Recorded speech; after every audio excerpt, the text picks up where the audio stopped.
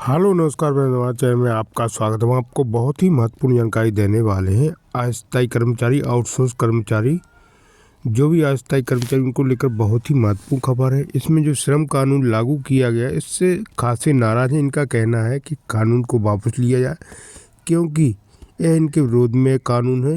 इसको लेकर ये सभी संगठन मांग करेंगे उसको वापस लिया जाए और इनका नियमितीकरण भविष्य सुरक्षित किया जाए, इनको स्थायी रोजगार दिया जाए और कम से कम मिनिमम 26,000 से लेकर 45,000 तक मानदेय इनको दिया जाए। इसको लेकर इनने मोर्चा खोल दिया है और इस श्रम कानून के विरोध में चले गए। मध्य प्रदेश के 50 लाख अस्थायी कर्मचारी, इनको लेकर बहुत ही महत्वपूर्ण खबर है। अब इनका क्या कहना है? आउटसोर्स, अस्थायी संविदा कर्मचारी हैं जो दैनिक वेतनभोगी हैं, अंशकालीन हैं, इन सभी ने मोर्चा खोला है और इनका कहना है कि श्रम कानून वापस लिया जाए, उनका स्थायीकरण किया जाए। मैं पूरी विस्तार से जानकारी देने वाला हूँ, लाइव वार्ता भी आपको सुनाने वाला हूँ, नेशनल डिबेट भी आपको सुनाने वाला हूँ। क्या कहना है अस्थायी कर्मचारियों का और संगठनों का क्या कहना है और प्रवक्ताओं का क्या कहना है, मीडिया क्या कहना है इनकी मांग को लेकर। आप वीडियो में बने रहे, वीडियो पूरा देखें। वीडियो अच्छा लगे तो लाइक और चैनल को सब्सक्राइब कर लें अपडेट पाने के लिए। हाईकोर्ट के आदेश और केंद्र की गाइडलाइंस के बावजूद मध्य प्रदेश में क्यों नहीं हो रहा नियमों का पालन? 10 लाख से ज्यादा कर्मचारियों के भविष्य से जुड़ा सवाल। कर्मचारियों का आरोप, प्रदेश में मजाक बना श्रम कानून, मिनिमम सैलरी तक नहीं दे रही सरकार। अधिकारी बोले सब कुछ नियमों के तहत, बेवजह मुद्दा बना रहे कर्मचारी। दासूत्र ने की पंचायत एवं ग्रामीण विकास, नगरीय प्रशासन, लोक निर्माण, पीएचई, बिजली, शिक्षा, स्वास्थ्य एवं चिकित्सा शिक्षा विभाग समेत 2 दर्जन से ज्यादा सरकारी विभागों की पड़ताल। नमस्कार, आप देखना शुरू कर चुके हैं इन्वेस्टिगेटिव और इन डेप्थ खबरों का सबसे खास, सबसे सटीक पॉप एग न्यूज बुलेटिन सूत्रधार, और आपके साथ मैं हूं रामकृष्ण गौतम। शायद मुझे निकाल कर पछता रहे हैं आप, शायद मुझे निकाल कर पछता रहे हैं आप, महफिल में इस ख्याल से फिर आ गया हूं मैं। ये कौन है जो निकाले जाने के बाद भी बार बार महफिल में आ जाते हैं? और आखिर ये महफिल कौन सी है, किसकी है, कहां सजती है ये महफिल? जरा रुकिए, सारी बातें तफसील से करेंगे। आप ये रिपोर्ट बिल्कुल मिस मत कीजिएगा, पूरी रिपोर्ट देखिएगा, आपको सब कुछ समझ में आ जाएगा। मशहूर शायर अब्दुल हमीद अदम की ये पंक्तियां फिलहाल मध्य प्रदेश के उन 10 लाख से भी ज्यादा सरकारी कर्मचारियों की हालत बयां कर रही हैं, जो सरकार और सरकारी सिस्टम के रवैये से बेहद खफा हैं। क्यों खफा हैं? कर्मचारियों का कहना है कि वो काम सरकार के लिए कर रहे हैं, लेकिन सरकार ने उनकी जिंदगी की कमान ठेका कंपनियों के हाथों में सौंप दी है। अधिकारियों की बेरुखी के चलते कर्मचारियों को मिनिमम सैलरी तक नसीब नहीं हो पा रही है। पंचायत एवं ग्रामीण विकास, नगरीय प्रशासन, लोक निर्माण, बिजली, पीएचई, शिक्षा, स्वास्थ्य एवं चिकित्सा शिक्षा समेत 2 दर्जन से ज्यादा विभाग केंद्र के श्रम कानून का मजाक उड़ा रहे हैं। समान काम, समान वेतन और पदोन्नति समेत बाकी मांगे लंबे समय से चली आ रही हैं, मगर सरकारी सिस्टम की अनदेखी के कारण कर्मचारी बेहद परेशान हैं। वो सरकार से आवेदन कर रहे हैं, निवेदन कर रहे हैं, लेकिन सरकार नहीं सुन रही है और ऐसे में उन्हें अदालत से इंसाफ की मांग करनी पड़ती है। और जब उनके पक्ष में फैसला आता है, यानी सरकार को आदेश देती है अदालत, तो उस फैसले पर भी सरकार अमल नहीं करती। लिहाजा कर्मचारी आंदोलन करने के लिए मजबूर हो रहे हैं। फिर चाहे वो 70, 80, 90% सैलरी का मामला हो, विभागों में नियुक्तियों का मामला हो, या फिर ठेका कर्मचारियों के हितों की बात हो। सरकारी सिस्टम पर आरोप लग रहे हैं कि वो ना अदालत की सुनता है, ना ही उसे नियम कायदों की कोई परवाह है। उल्टे जब मन में आता है तब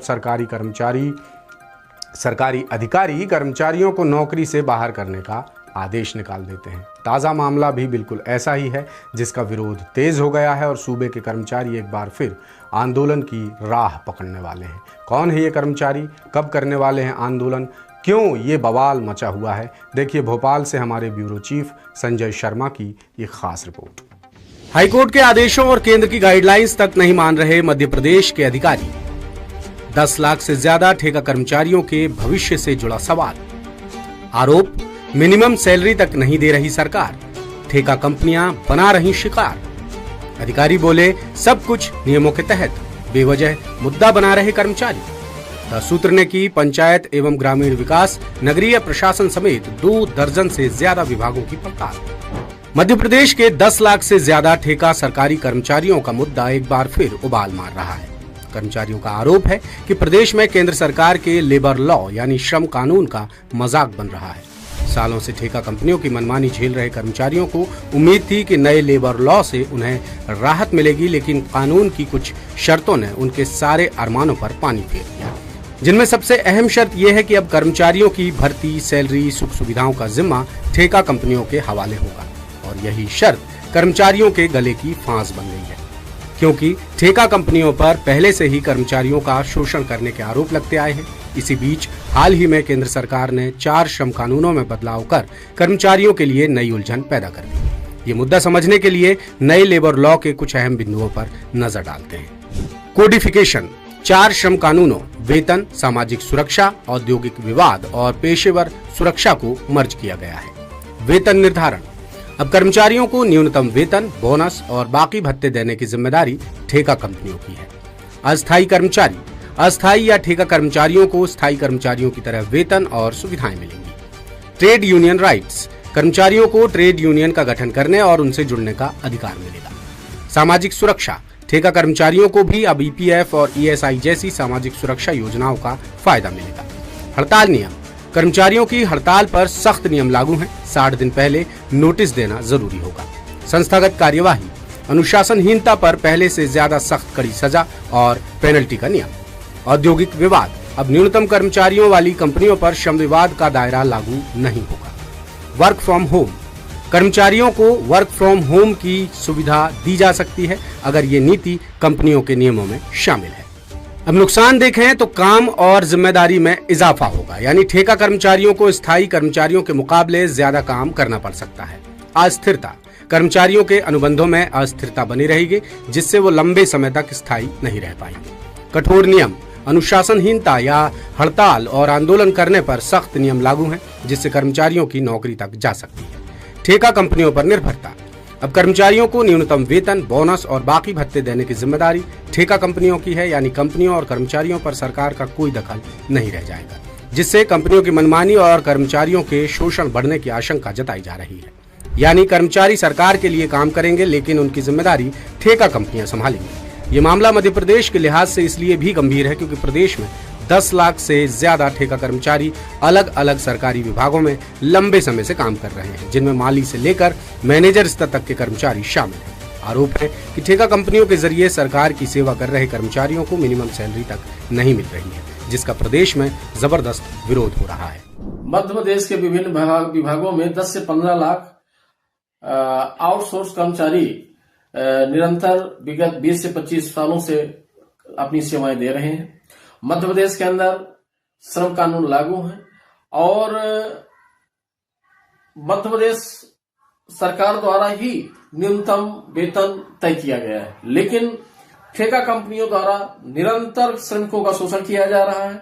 ठेका कंपनियों द्वारा वेतन काट के दिया जा रहा है श्रमिकों को। इस वजह से हम लोग निरंतर आवाज मजदूरों की, श्रमिकों की, विभिन्न कर्मचारियों की शासन के समक्ष रखते चले आ रहे हैं, लेकिन सरकार किसी प्रकार से सुनने को तैयार नहीं है। इसी परिप्रेक्ष्य में हम लोग दिनांक 12 फरवरी को राष्ट्रव्यापी आंदोलन के समर्थन में अपना आह्वान कर रहे हैं। कर्मचारी संगठनों का कहना है कि ठेका कंपनियों के जरिए सरकारी विभागों में ऑपरेटर, असिस्टेंट, चौकीदार, सुरक्षाकर्मी जैसे मुलाजिमों के हितों की अनदेखी की जा रही है। कंपनी विभागों से न्यूनतम दर के मुताबिक पूरा पैसा लेती है, लेकिन कर्मचारियों को नहीं देती। आउटसोर्स कर्मियों से, नियमित और अस्थायी कर्मचारियों से ज्यादा काम लेने के बावजूद पूरी सैलरी नहीं दी जाती, जिससे समान काम के बदले समान वेतन की व्यवस्था प्रदेश में लागू नहीं हो पा रही है। कर्मचारी संगठन लगातार इन विसंगतियों को दूर कर न्यूनतम 26,000 रुपए प्रति महीने वेतन और असुरक्षित नौकरी को सुरक्षित करने की मांग कर रहे हैं। का बजट 4 लाख करोड़ का है। यह पैसा मध्य प्रदेश के मेहनतकशों के पास पहुंचना चाहिए था, लेकिन सरकार ने तमाम सारे श्रम कानूनों को खत्म करके न्यूनतम वेतन के कानून को रद्दी की टोकरी में फेंककर 3,000, 4,000, 5,000, 6,000 रुपये में काम करा रहे हैं। यह मध्य प्रदेश में मेहनतकशों के साथ, खास करके अस्थायी आउटसोर्स कर्मचारियों के साथ बड़ा अन्याय हो रहा है। इसके लिए सरकारों ने मध्य प्रदेश में अघोषित रूप से पूरे सरकारी सेक्टर को ठेकेदारों के हवाले कर दिया है। यह पूरा पैसा ठेकेदारों के पास पहुंच रहा है, वहां से मंत्रियों, विधायकों और राजनीतिक पार्टियों के नेताओं तक पहुंचता है। एक बड़ा भ्रष्टाचार है जो मध्य प्रदेश में मजदूरों के हिस्से के वेतन पर फल फूल रहा है।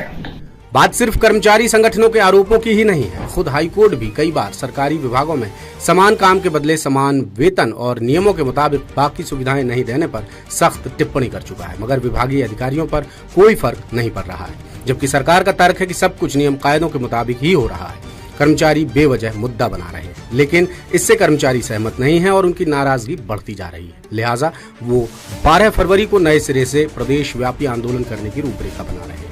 उनकी आपत्ति इस बात पर भी है कि एक तो सरकार उनका भविष्य ठेका कंपनियों के हवाले कर रही है, तो दूसरी तरफ कभी भी नौकरी से निकालने का आदेश भी जारी कर रही है।